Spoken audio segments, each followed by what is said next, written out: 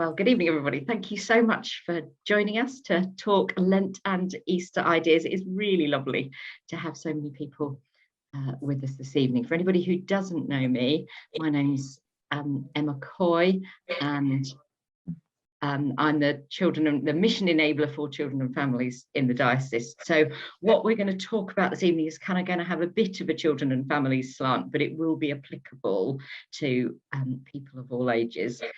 And hopefully you'll get some really good ideas that you can kind of feed in to your planning for Lent and Easter this year. So I'm just going to start with a prayer. Lord, I thank you for our time together this evening. I thank you just for this annual opportunity to remember and walk again the journey of Lent and Easter, to remember all that you have done for us.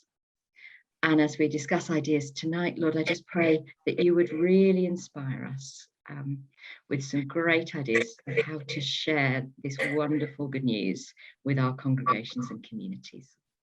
Amen. Amen.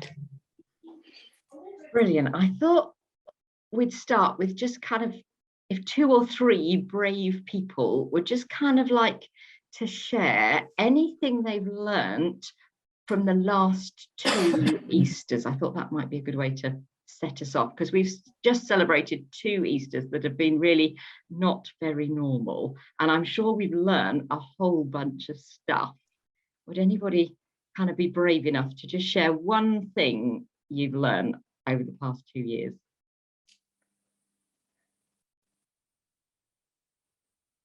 Michelle, you just unmuted. Brilliant, go. Yeah, I've actually learned how to put little videos together.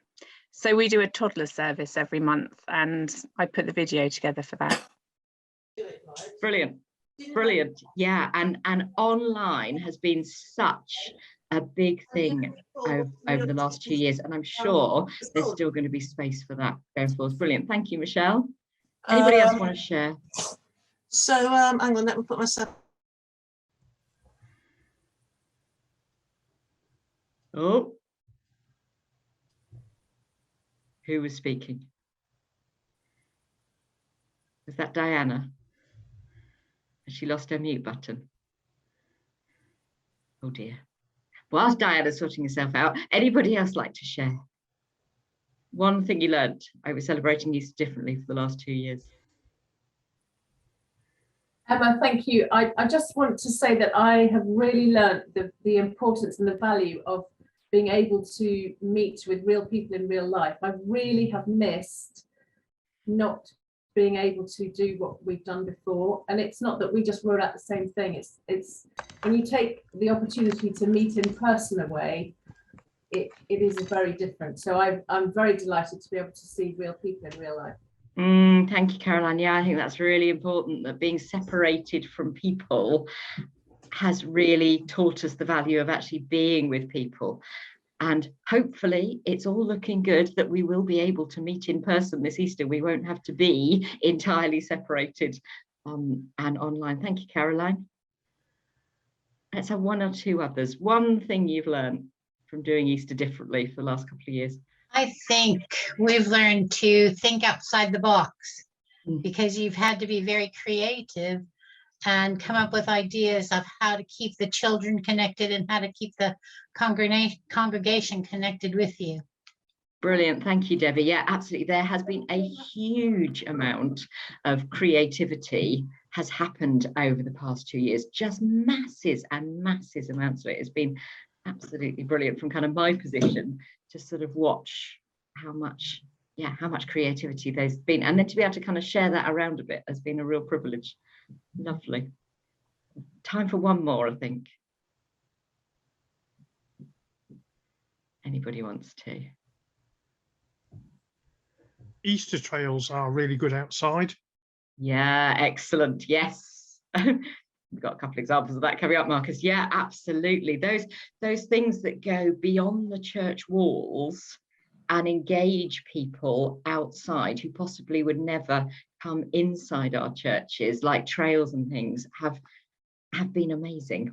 Brilliant. Thank you, those of you who shared. That's been great to kind of get us thinking.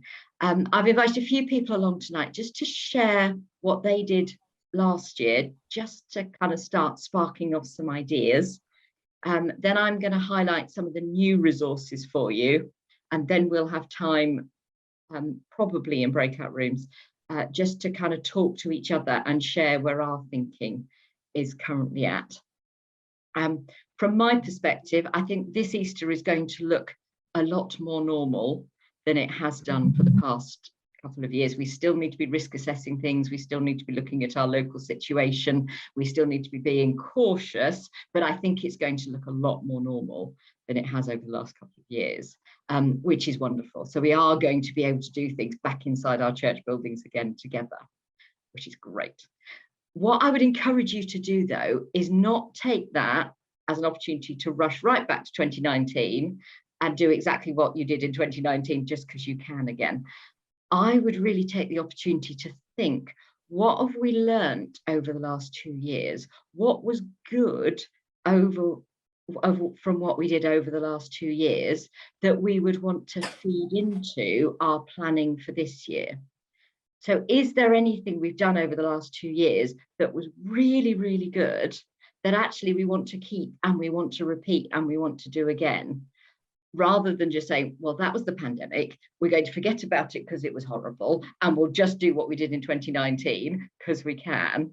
I'd really encourage you to think, what was really good about all that creativity, all that outdoor stuff, all that online stuff?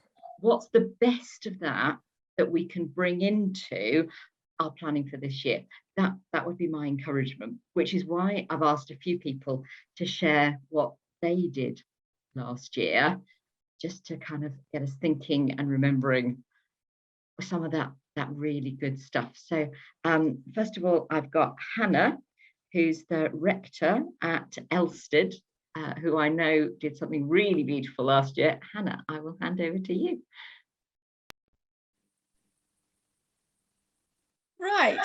Good evening, everyone. It's lovely to see you all, and just to share a few ideas. So I'll just I arrived in these parishes, Elstead, Thursday, Shackleford and Pepperharrow, right at the beginning of lockdown. So I faced my first Easter being in these parishes. I'll just move myself over there.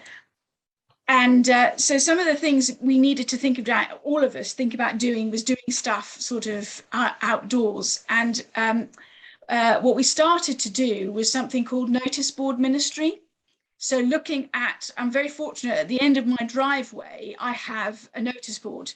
So started off as soon as I arrived with and all through the pandemic with notice board stuff, and putting not just, you know, our normal church notices, but something that was interactive there. And actually the first Palm Sunday I was in the parishes was actually great, because we bought 50 palm crosses and attached them to our notice board, and they all went. And through the week, I was topping it up between Palm Sunday and Easter.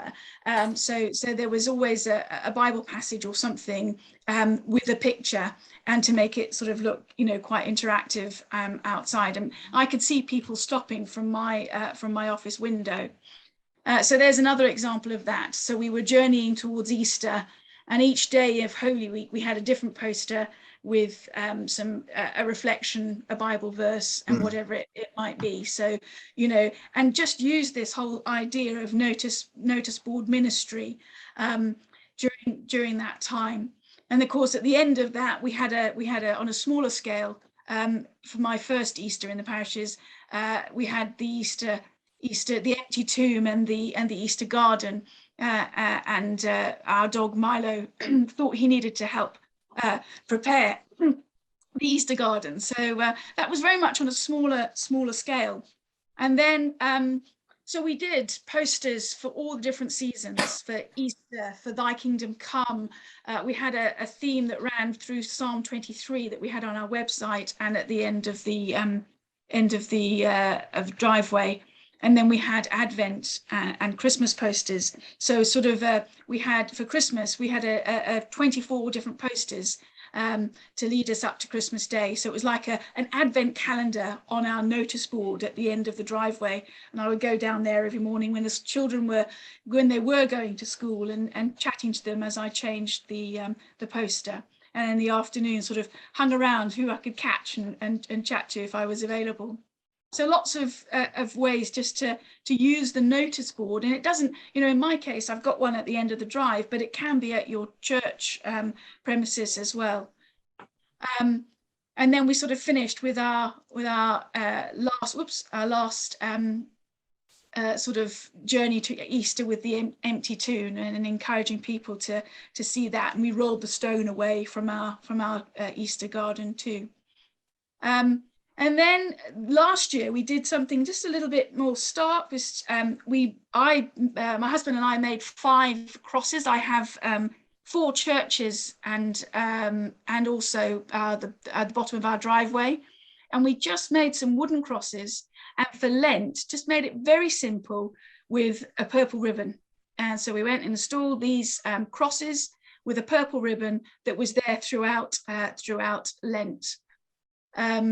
And just one of my church wardens liked it so much, she was really quite upset when I took it away at the end of the Easter season. And then on Easter Saturday, late on Easter Saturday, before Easter Sunday, we went around the churches and changed it to a white ribbon. And that was just very simple message, nothing particularly sort of fancy, but we made these wooden crosses out of fence posts. And then we carried that on with the same crosses, but we made 5 wooden doves for Pentecost, and just went round the churches and down to the bottom of our driveway and put these doves onto the crosses for Pentecost. So it had a multi-use, and of course we can use them again this year, which I'll come to in a minute. And then we also did something called an exciting journey, which is what I sent to Emma. So we created 7 Easter eggs. These are wooden Easter eggs, but they don't have to be. And we had them on hinges so that they actually opened, and they were put up around the churchyard, and with a QR code with a video, so that people could see the story that the pictures were telling. So slightly, you know, it was a biblical based story, and then the pictures just sort of accompanied that. So we had this exciting journey, and of course, to be COVID safe, every single one of them had a hand sanitizer, and I would go at the end of every couple of days and top up the hand sanitizer. And it was I've got a school, a Church of England school in Elstead, and all the children from the school came through in classes. So I know that we had about 200 children who came through, and then it was obviously advertised in the wider village as well. So just an idea of some of the pictures that were in there.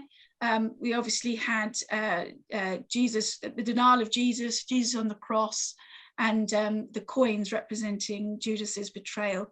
And as I say, a QR code with a video displaying telling the story as well, so children could hear it and they could see it as well. And the whole idea of trying to engage with the whole Easter egg thing that is so much part of children's Easter, but not really that why they understand why we did the egg shapes. And then this year we're going to build on that. So I had a meeting today with somebody, and we're going to do the Stations of the Cross, and we're going to just start at the school. Put the first station at the school, and then very simply put a post with a picture frame, with a picture, QR code, a little cross, and the number. So that's our plan for 2022, with a trail outdoors. And the thing I like about this is it takes the church out of the church walls, outside, and it gives us the opportunity to engage much more outside of the church walls. And for me, I think even, if COVID disappears in a puff of smoke tomorrow, I would still be doing this, because I want to share the gospel outside of the church, because it really does give us the opportunity. And because I've got 4 churches, my egg exciting journey will go to Shackleford this year, and I've got an infant school there, so they will have the opportunity to engage with that. And then next year the Stations of the Cross will go, and so on. You know, we can move it around. They become resources that we can use again and again. Just in terms of those crosses with the ribbon and the dove, I've just ordered today 5 crowns of thorns to put on them. So I'll put the crosses back up this year, probably do some purple sash, and put a crown of thorns on them as well. So we can, you know, we can reuse these resources that we have. And finally, just a shout out. So I've got an artist in residence, but she does take commissions. She's doing wonderful work at the Church on the Heath in Fleet as well, and she's done some work for other churches, some churches up in London. So that's Emma Phillips. Her details are there. So she does definitely take commissions. And then if you wanted any sort of ideas about sort of dimensions of the eggs, or, you know, if you felt you had somebody in your parishes that could make those things for you, I used my day off to go and do woodwork. And we certainly did at Christmas, but that's Christmas is another story, what we did outside. But there we go, just a few ideas. But for me, it's about being at the bottom of my driveway where I can see people engaging with the stuff that we put outside, but also just being outside the walls of the church. So there we go, a few bits there. Brilliant. Thank you so much, Hannah. If you can you pop the contact details in the chat, because then I can make sure that they're on the email that I'll send to people tomorrow. Would that be all right? Yeah, I'll do that now, and I'll try and stop my share, which I will try and do now. Let me go back to Zoom. Yeah, don't worry. Yeah. There we go. Lovely. Thank you, Hannah. That was brilliant. We've now got Tom and Holly, who are the curate and youth minister, respectively, from Holy Trinity in Claygate, who are going to share what they did last year. Spoiler alert, this is my church, and so I experienced this, which is why I knew it was good. Tom, Holly, over to you. I don't know who's going first. Thanks, Emma. I'll sort of intro it, and then Holly will pick up a bit more on the detail. And she's got a bit more sort of visual stuff to share. I'll just kind of give the very brief background to it. So traditionally in Claygate, although I haven't experienced it because I've only been here, this will be my 3rd Easter, but traditionally there's been a kind of walk of witness, which was done in the village. Claygate is a sort of large village, suburban village, and then there would be a kind of Good Friday service that happened at the church. And so our challenge really when it came to Good Friday particularly was to think about a way to do something very much as Hannah's already alluded to, that would kind of get us out of the building, even though we couldn't. It was a very strange time because we weren't allowed to gather for a walk of witness, but we could go out in small groups. And so we arrived at the idea, or Holly really arrived at the idea of an Easter trail, which I'll let her explain in a bit, that would engage all ages in different ways through different kind of visual media and online stuff and videos and other things. But then alongside the Easter trail, which would kind of take you through the village, we really wanted our Good Friday service, although it was going out online, we wanted to root it in the place, in Claygate, in the locality. So not just in, you know, we could have done it from the church, we could have done it from people's homes, but we wanted it to be visibly in Claygate. So we sort of decided to film the Good Friday service in installments across the whole of the village, culminating, we sort of designed it as a journey to the foot of the cross, culminating in the top. We went to the top of a hill, a local hill, which everybody kind of nearby knows, and took a cross up to the top of the hill. And that was sort of the short kind of message, the short preach was done from the top of the hill. And that was where the kind of the service ended. And we ended with an invitation for people to engage with the Easter trail and then come along to all the Easter Sunday services as well. So I think, yeah, I'll hand over to Holly shortly, but just wanted to kind of emphasize that from our point of view, I think our learning point was really not to try and replicate what we would have done had we been able to just do the traditional thing, and not to try and replicate that online, but to do something different that would make it clear that we were being rooted in our locality and had that real kind of sense of place that people, local people who were hopefully tuning into it, would recognize and engage with and see and sort of hopefully respond to. So I'll let Holly explain a little bit more about what that actually involved. Thanks, Tom. Hi, everyone. So the actual Easter trail, I'll tell you a bit about what that looked like, because I think there's some elements in there that seem to work really well, and we're thinking about what that might look like this year. So firstly, the Easter trail was manned at the beginning, in the middle and at the end, and there were particular slots that people could come in, so that there would still be that sort of personal greeting, but obviously people could come anytime during the slot, so there wasn't lots of crossover.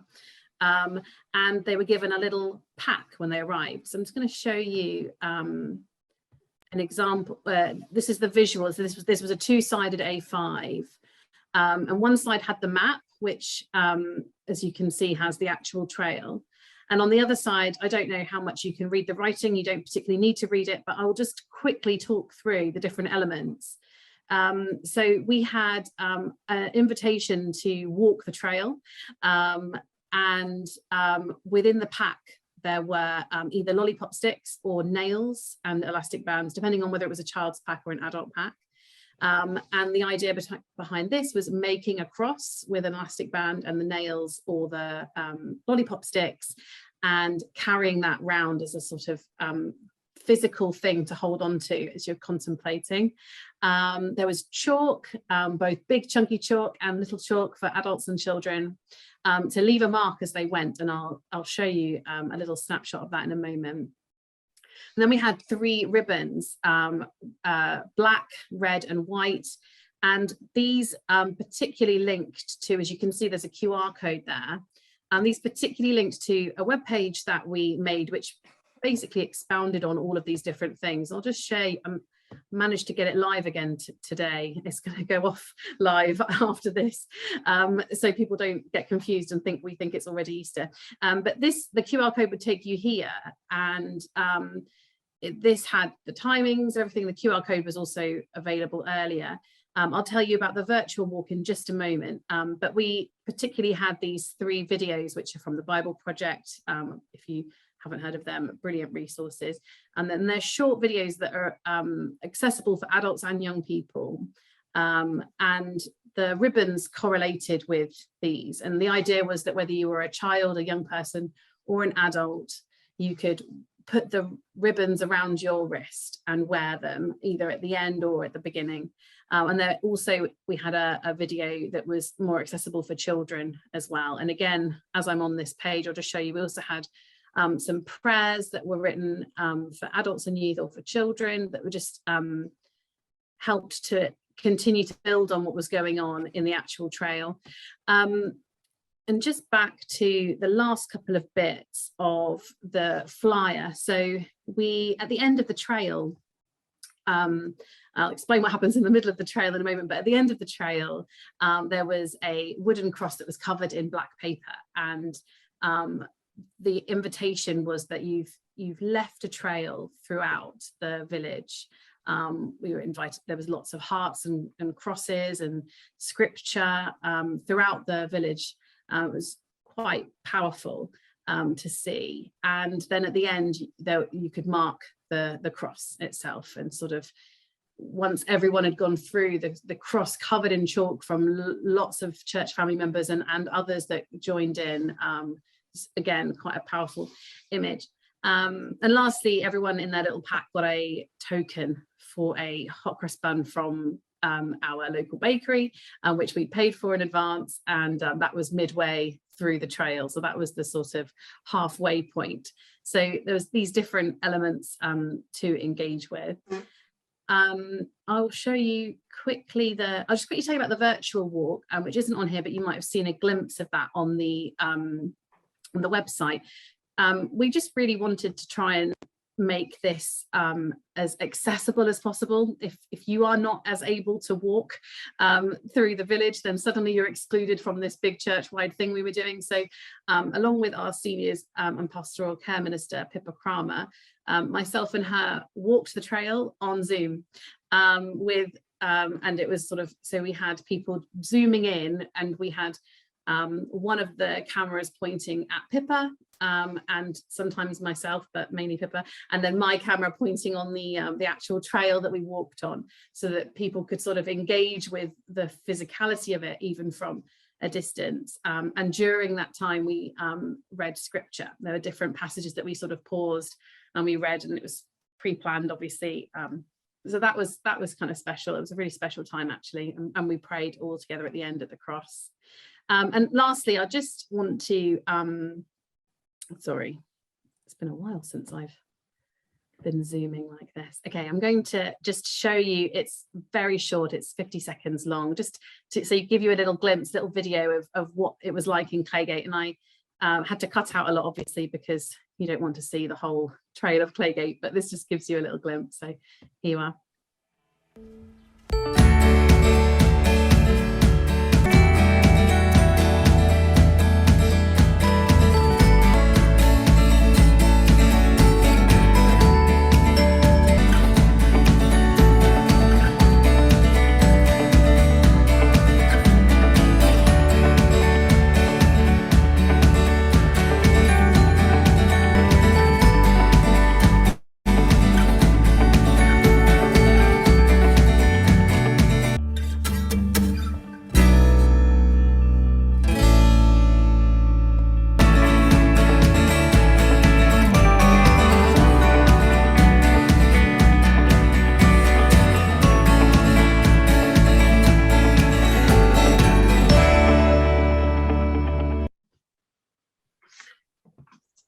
There we are. So I think that was all the bits I had to, I have one more thing to share about it. Sorry, Emma. Just a final little thing is that not everybody in our church is tech savvy. So actually joining on Zoom wasn't possible for everybody. So we also had a written, so those 3 videos I showed on the website, which that also were represented by the ribbons. So all tied in together. I also wrote a short sort of blurb. It was for people who more liked to read.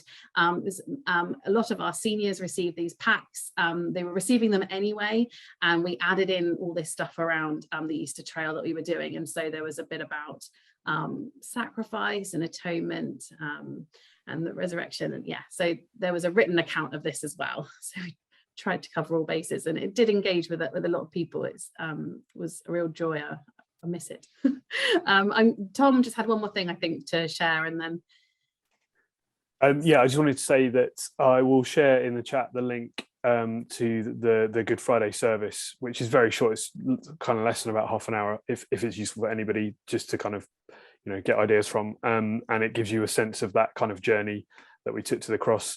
And just note the location of the cross at the end, and think about our dear assistant worship pastor who had to carry the cross all the way to the top of the hill because it was inaccessible to vehicles. So there was definitely some Easter storytelling going on there, and we definitely owe him for that. But I'll post the chat shortly. I'll post a link in the chat shortly. Brilliant. Thank you, Tom. Thank you, Holly. Thank you, Hannah. Just before we kind of move on to resources, does anybody want to ask a quick question of Tom, Holly, or Hannah whilst we've got them? Either put it in the chat and I'll read it out, or unmute yourselves and go for it.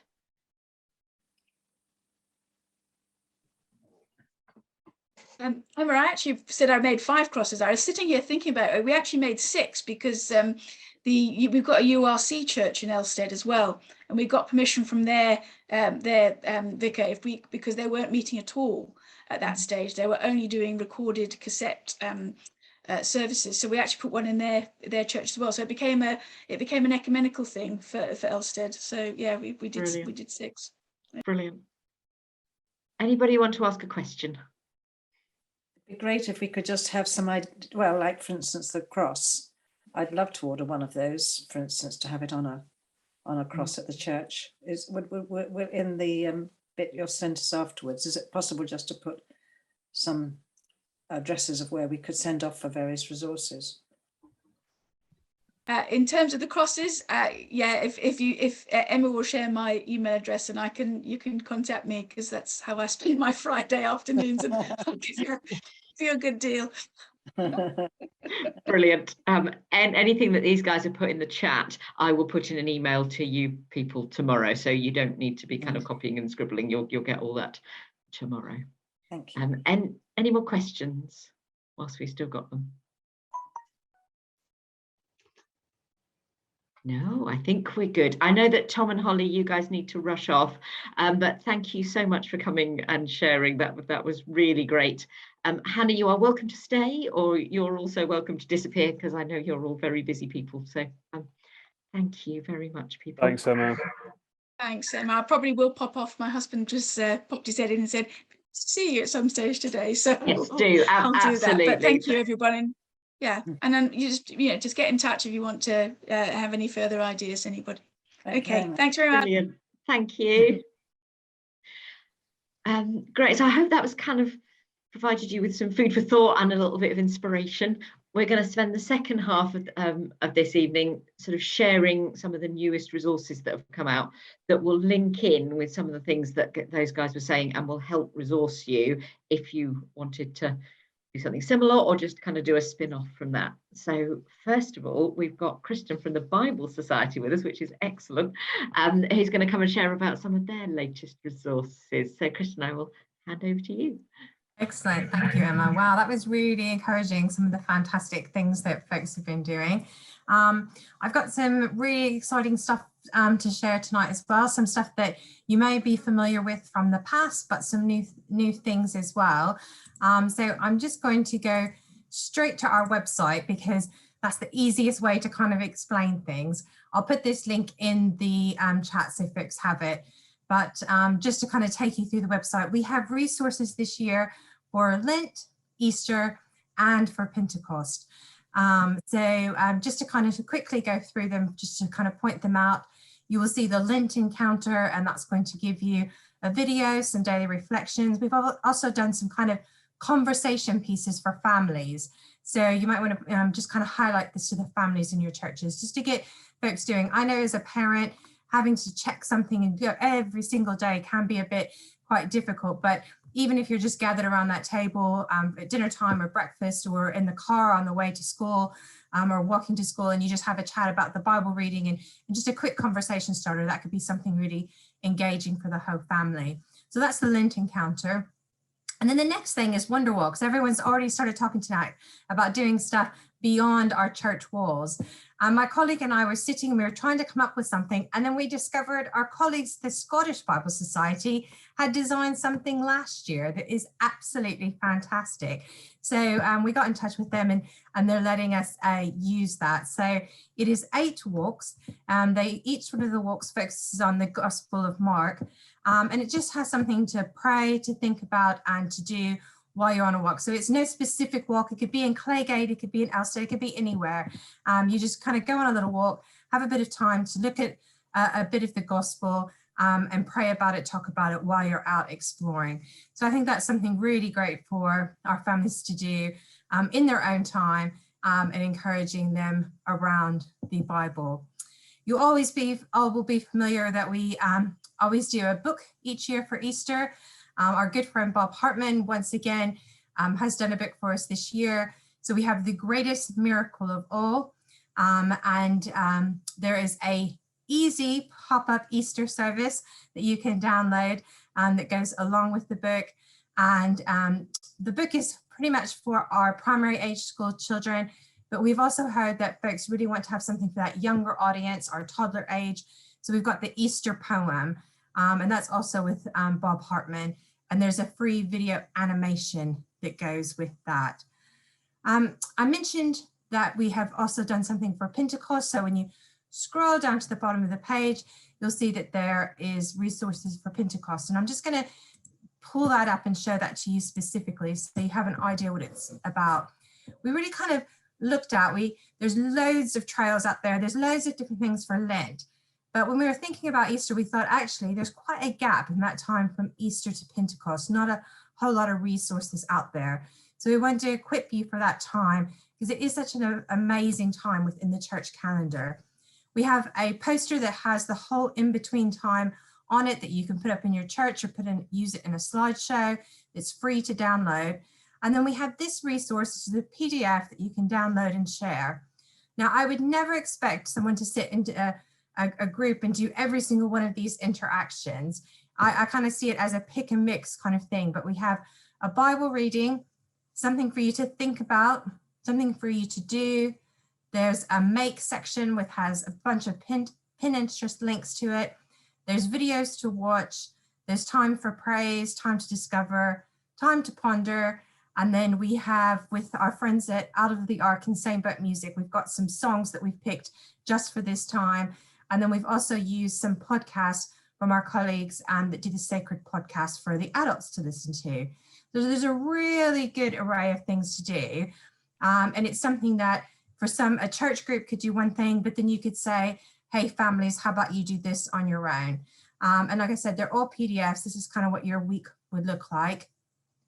And all that there. So that's all on our website, all for you to look at and see and download and get stuck into.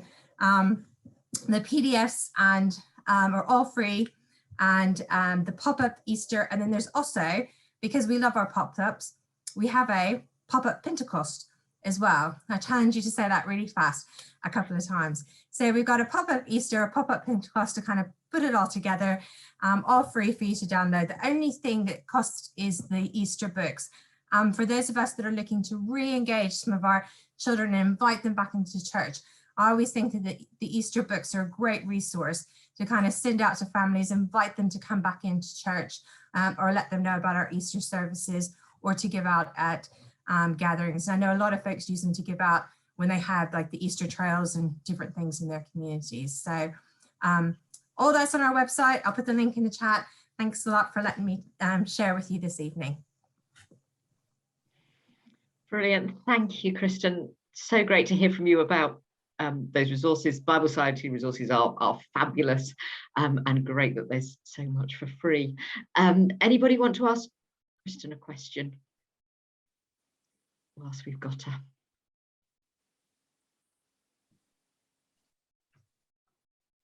No, they're all stunned into silence. Well, thank you, Kristen. You're really welcome to stay till the end, but if you need to hop off as well, then we would quite understand.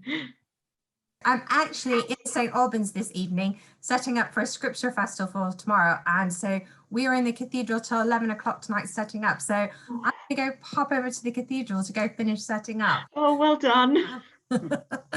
Please, please give it my love. I was confirmed in St. Albans Cathedral. Oh, lovely. I'll feel your presence from there. But thank you so much for letting me join you. Third pillar on the left, on the right, sorry. Third pillar on the right was my pillar. Okay. Thank you all so much. Lovely to have you with us. Thank you. Right, I'm going to share with you now just some other bits of resources that I've found. Let me see if I've got them. Have I shared the right thing? No, I've not shared the right thing. Sorry. That's the sheet you're going to get, which I will email to you. Let me get the right thing. Let's try that. Right, let's try that. There we go. So the Church of England's campaign this year is focusing on justice. So they've got lots of resources. This is their webpage, which you will get a link to. It's called Live Lent Embracing Justice. There's a 23-minute launch video, which is a really interesting conversation if you want to watch it. But what they've got is they've got a book designed for adults, which will also come on an app. And they've also got a lovely little book designed for children and families, which I will show you when it loads. These things are never quick, are they? So they've got this little book. Can we look inside it? That's not looking inside it, is it? Oh, there we go. That's the one I want to preview the book. There we go.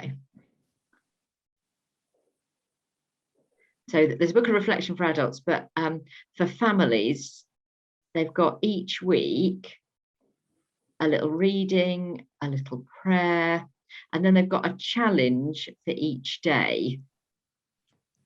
Help others by giving something up for Lent.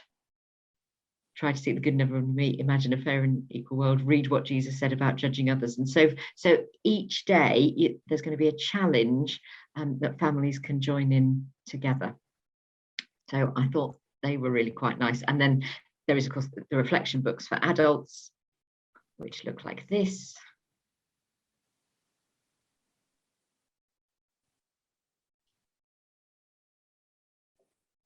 And again, each week you get a theme, a picture, a short passage, a reflection, a prayer, and an action for the week. So I'm sure they will come as a podcast as well. They haven't quite released all of their resources yet, but if you look on the Church of England webpage, it kind of explains what there will be. Then for young people, they did this at Christmas. They've teamed up with The Way UK on Instagram, YouTube, and TikTok. And they will have a whole series of things along this theme of Live Lent Embracing Justice, aimed and targeted at young people. So that's the Church of England resources. If you're thinking about doing a trail type thing, then if you've not come across these people, Muddy Church, you need to go have a look. They've got masses and masses of trails. So they've got ones for February, Love on 1 Corinthians, they've got Lent ones, Easter garden ones, Easter window eggs, which would be a window trail through various houses in your parish, a Spring Hope trail, and so it goes on. So they are really, really worth looking at. If you're wanting to do anything sort of with prayer stations, setting up prayer stations in your church that people can access, or setting up prayer stations that a school can come, or prayer stations during a service, or even outside in your churchyard.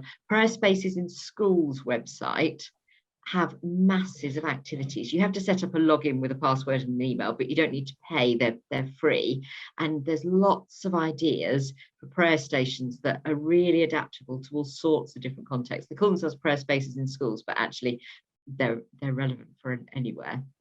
And talking of schools, our education department always put together a lovely page with all sorts of resources on it, that if you're being invited into schools at Easter, there's lots and lots of ideas and resources that you can use. And even if you're not being invited into schools, they're fairly adaptable as well.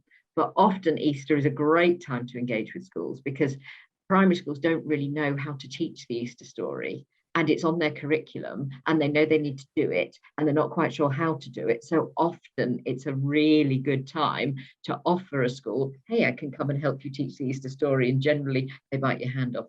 So our education department have got massive resources there. But I will send you tomorrow a big long sheet with masses of links to all those things, and all sorts of other resources. That's just kind of a little taste of what's out there new for this year.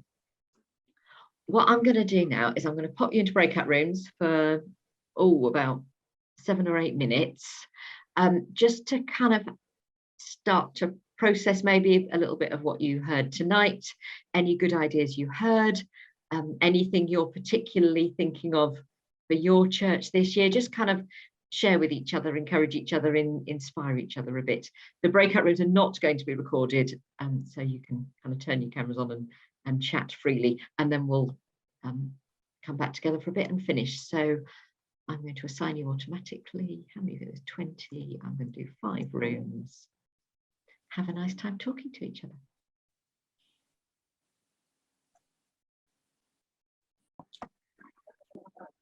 Welcome back, everybody. I hope somebody wasn't speaking mid-sentence and I called you away. That's what usually happens. Yes.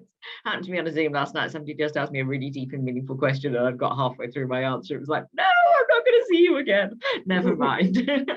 I hope that was kind of good to have a few minutes at least to sort of process and have a chat with each other.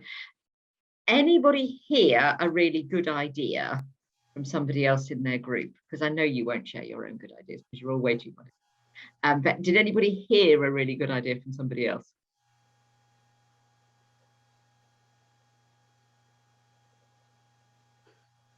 I can't believe there were no good ideas. Aaron, did you want to say about the short plans?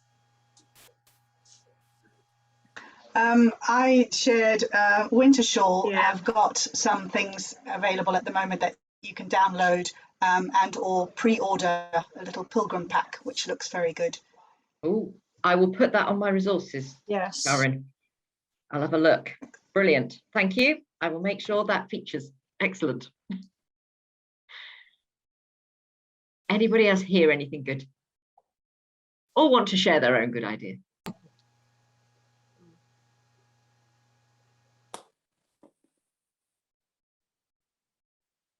Nothing new. Nothing, anything encouraging though, Judy, even if not new. Well, I was saying that we run an, it's not me, but we run an Easter experience day on Good Friday. Last year we did it outside in the churchyard so they could be spread out. But they have craft, rather like we've been hearing, craft, songs, stories, and it really works very well. And sometimes when we're inside with the facilities, they make hot cross buns, which I can tell you is wonderful. Yeah, fantastic. All these things that enable people to step into the story and draw in people who might not come regularly on a Sunday are brilliant. Yeah, brilliant. Thank you, Judy. Anybody else hear anything good or want to share anything good?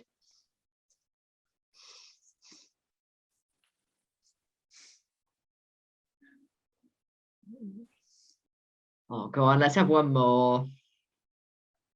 I can't believe we're all devoid of ideas. I'll share something we did last year, and I'm not sure if we'll do it this year, but it worked quite well last year because of where we're positioned. We have quite a lot of people just walking naturally past the church.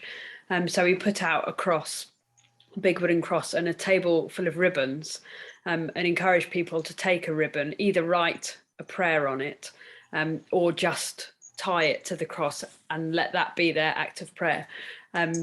And that was lovely, actually. And I was sort of sitting inside the church, for, kind of, and chatting to people as they kind of came by and did it. And it's lovely just to see people engage with that. People who wouldn't normally come to church and wouldn't normally connect with things, but could connect with the idea of praying. And some people who would write, really thoughtful things on the ribbon, and other people who would just tie it, and you could see in that moment that it meant something to them. And it was a really simple idea, and it cost nothing basically apart from ribbon costs.